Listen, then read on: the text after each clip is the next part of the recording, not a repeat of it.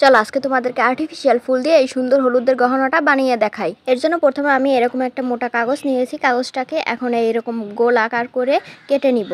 কাগজটা কাটা হয়ে গেলে আমি একটা বোর্ডের উপরে এই কাগজটাকে গ্লুগান দিয়ে লাগিয়ে দিচ্ছি। এরপর 4mm এর পুঁথি আমি একটা সুতার মধ্যে গেঁথে নিয়েছি। উপরের এইটায় 18টা পুঁথি গেঁথে নিয়েছি এবং নিচে আর একটা 28টা পুঁথি গেঁথে নিয়েছি। এখন এইগুলোকে গ্লুগান দিয়ে এভাবে ঝুলিয়ে ঝুলিয়ে লাগিয়ে দিতে হবে। তোমরা দেখলেই বুঝতে পারবে কিভাবে লাগাচ্ছি। ব্যাকগ্রাউন্ড সাউন্ডটা সবাই একটু ইগনোর করো, পাখি ডাকতেছে, আবার পাশে বিল্ডিং এর কাজ চলতেছে, তাই একটু সাউন্ড হচ্ছে। পুঁথিগুলো লাগানো হয়ে গেলে এখানে আমি কদম ফুল নিয়েছি। এই ফুলটাকে কদম ফুল বলে। এই ফুলটাকে আমি এক সাইড করে লাগিয়ে দিছি। তারপর এই সাইডে আঠা দিয়ে আবার আরেকটা ফুল লাগিয়ে দিয়েছি। এটা হচ্ছে ঝুমকার মতন একটা দেখা যাবে, তার জন্য এই ফুলগুলোকে লাগাচ্ছি। এখন এগুলোকে হচ্ছে রেনু বলে। এগুলো আমি কেটে দুই সাইডে সাদা কালার দিয়ে দেব। এখন এগুলোকে কাটা হয়ে গেছে আঠা দিয়ে। এই দুই সাইডে আমি এই রেনুটাকে লাগিয়ে দিব। তারপর এক সাইডে গোলাপি কালার আর এক সাইডে হলুদ কালার, তারপর হচ্ছে সবুজ কালার এবং তারপর গোল্ডেন কালারে আমি রেনুগুলোকে লাগিয়ে দিচ্ছি। এটাকে বেলি ফুল বলে। বেলি ফুল দিয়ে যখন কাজ করবে তখন এগুলোর সব পাপড়িগুলো ছুটিয়ে দেন আঠা দিয়ে আবার লাগাবে, কারণ এগুলো যখন আঠা দিয়ে নিচে লাগানো হয় উপর দিকে পাপড়িগুলোকে ছুটে যায়, তার জন্য আঠা দিয়ে সবসময় লাগিয়ে তারপর কাজ করবে। এভাবে এক এক করে আঠা লাগাবে এবং পাপড়িগুলোকে লাগাবে। এভাবেই আমি সবগুলো পাপড়ি লাগিয়ে নিয়েছি। শেষে যখন এটা লাগাবে এখানে বেশি করে আঠা লাগিয়ে দিবে।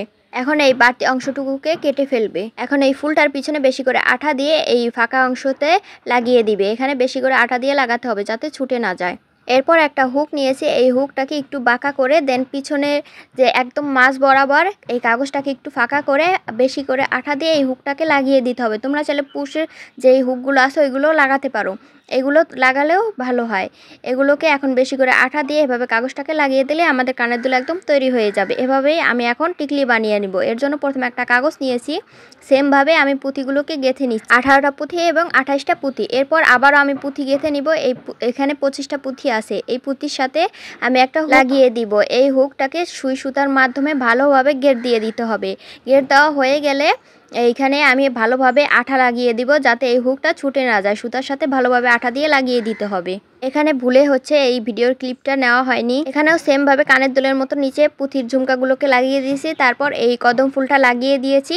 আর মাঝ বরাবর সমান করে আমি যে পুঁথির হুকটাকে লাগিয়েছিলাম ওইটাকে লাগিয়ে দিয়েছি। এখন এক এক করে রেনুগুলোকে লাগিয়ে দিচ্ছি। তারপর এখানে হচ্ছে আমি রানী গোলাপি কালারের বেলি ফুলটা নিয়েছি এবং নিচে হচ্ছে কদম ফুলটা নিয়েছিলাম। সেম ভাবে আমি আঠা দিয়ে পাপড়িগুলোকে লাগিয়ে দিয়েছি। এখন মাঝ বরাবর বেশি করে আঠা দিয়ে ফুলটাকে লাগিয়ে দিব। এই তো আমাদের টিকলি একদম কমপ্লিট হয়ে গেছে।